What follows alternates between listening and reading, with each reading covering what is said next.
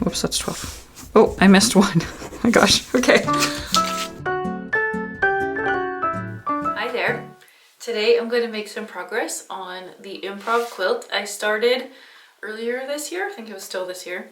These kinds of projects take a long time, so I feel like they usually take about a year. Starting with that neighborhood, the wonky house quilt I made. Okay, anyway, starting with that wonky house quilt that I made, and then moving on to the fish and forest quilt, and now this gallery wall quilt idea. So if you have missed any of this, I'll put the link to the playlist in the description. And also I want you to know that I have a series of 3 improv quilting little books, like zines, I guess you'd call them. If you want to learn how to make quilts out of your own imagination with all kinds of different elements, I will also put the link to those. But today I'm going to work on, I think I have enough portraits made. I'll show you in a second, but you can see the hints of it back there. I'm going to work on kind of arranging the pieces and start to kind of lay it out.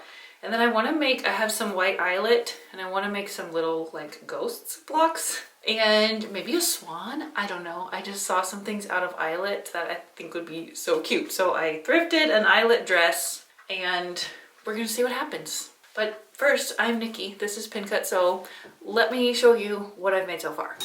Okay, so here I have a series of portrait people. You can find the complete tutorial for this like freestyle applique in the playlist. And then I also made a video of how I am framing each one, just kind of a progress video. I also have some little vintage, these are hankies, which look, this is a freestyle applique. Just carrying on what our ancestors before us did. And then this is a little embroidered hanky rabbit. Then I have this random block. I have a bird I made. I have this orphan block that I framed. And then I made this the other day. I want to frame them in like a house-shaped frame because I think that'd be so cute. And I have one more portrait idea, but first I think I need to get them framed and sort of lay out where I'm going with this. So let me work on that first so I can see what gaps need filled in.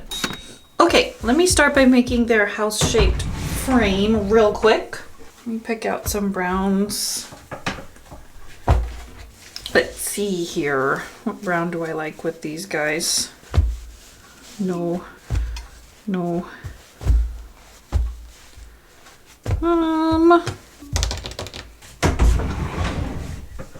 Okay, it's possible that I'm overthinking this. I'm just gonna use this one.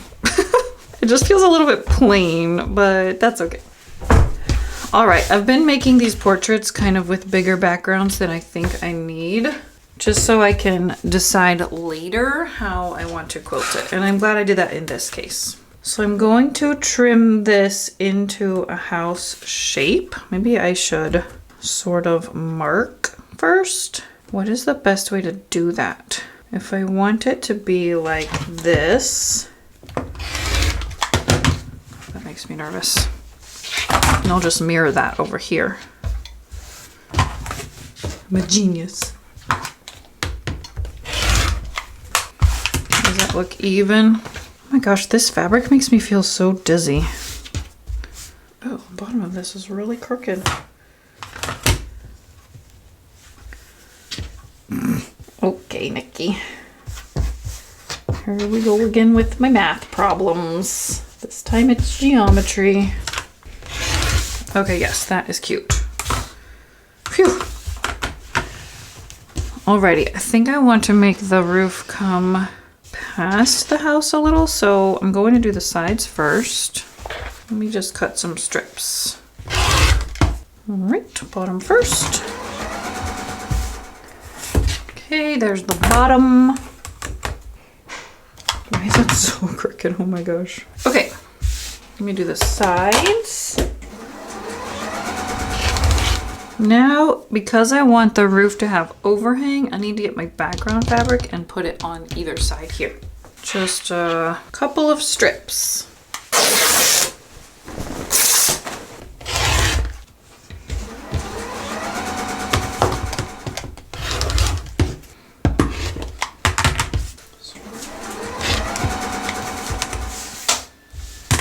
Okay, and now because quilt blocks need right angles, I need to add corners to make this a block.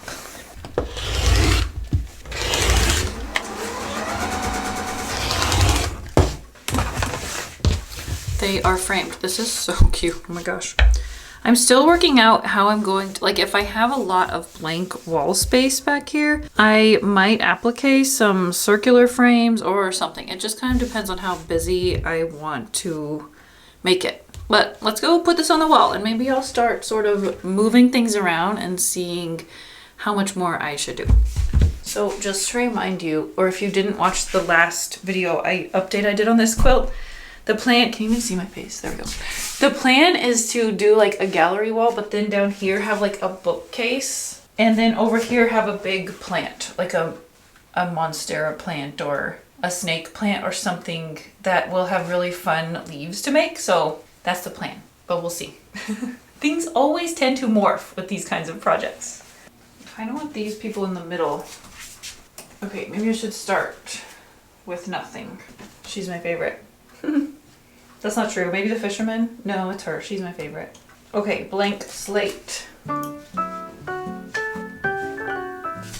Okay, that's all. That's all I got. I do still really want to make a clock. Where can I fit the clock? Maybe if I put it here and I do this here. And if I have him over here too, framed like this one. So if I have a clock here, let me get some paper. Okay, I think I want to do like a mid-century rectangular clock that's framed with wood or gold. And then, you know, they look kind of like elongated.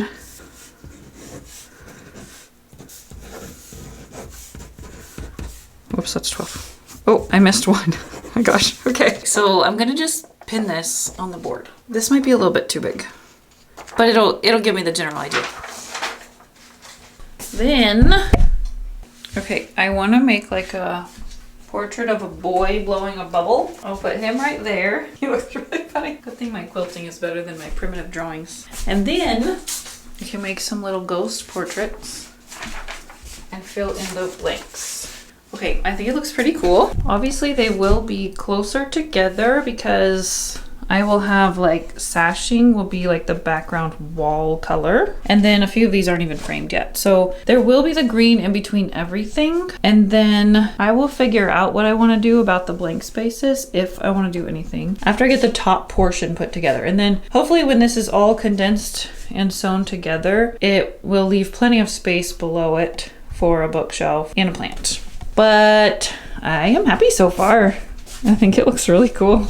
I'm excited to make the clock, and then I'm excited to make the ghost and the little boy. So yeah, let's make some ghosts. This will be fun. Okay, so this part of this project was inspired by something I saw on Pinterest. I have a Pinterest board just for this quilt project where I stored some inspiration, and I think I stored some little ghost pictures. Here they are. So that's so cute, but I'm going to recreate something similar with fabric. So I want these to look on the haunted side, but cute. I like this little fabric for a background because it looks like wallpaper, and I'm gonna have like a floor. So I want these to be pretty small. I tend to make things too big. So let's just see how this goes. I had to get a new pedal for my machine. This is the second time I've had to replace the pedal. Something happens and it just stops working. So I have to use the start stop button on my Janome, which I'm grateful that it has, but it's a little bit annoying for something like this. Okay, so what I want to do for the ghost is use some eyelet. So I have this eyelet dress, and then I also, is this the same exact fabric? Kind of close.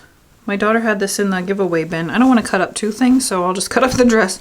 I think somebody shrunk this, so I don't feel that bad cutting it up. And I'm gonna make little, oh look, it's lined. That's so convenient for me. I'm gonna make little ghost shapes to applique onto this background. Just one ghost for this one.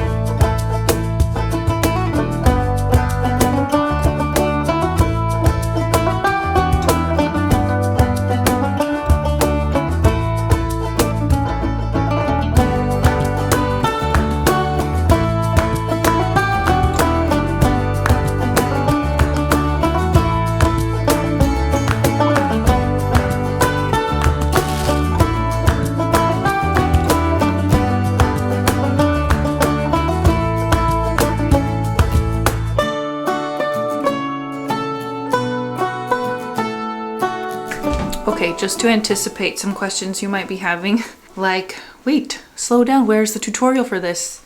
I already made one. So for the girl with the sunglasses, you can watch this whole freehand applique process.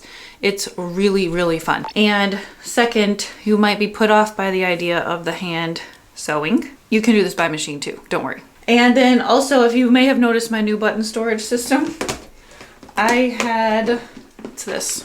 It's kind of big. My buttons were out of control. I've inherited buttons from 2 of our grandmas, and they're like hand-me-down buttons from generations. And then of course I picked them up, like I have this certain antique store that has like a button section, because in my big giant stash of buttons, if I was ever trying to find 6 that were the same, forget about it. So I also have been just, you know, when I see buttons, or if I need buttons, I've been buying buttons, and then I have the miniature buttons for all the dolls, and it was just like too much. So this is a photo storage box, and I went through all the buttons. Layla helped me, and we organized them by color, or like this one has all the mini buttons, and I have one of just novelty buttons, and it has been fantastic. It's no problem to find what I'm needing. So if you need a button storage solution, somebody really got on to me about how many buttons I'm keeping. She made me feel kind of like shamed about it, but that was on Instagram. People here on YouTube are way nicer. So anyway, there's a good solution for you if you need to. So I made my first ghost. I'm gonna go put it on the wall, and yeah, I'll probably make a few more. This is it for today though. This project is going to take a long time, and I don't want to rush it just for a video's sake. So I really want to find the perfect fabric that makes the frame look gold. And then also I'm going to try to make like some oval ones and just applique them directly onto the quilt. So that will be a fun challenge too. So stay tuned for this project if you want to try some. Make sure and watch that other video about the applique person. I'll see y'all soon. Bye.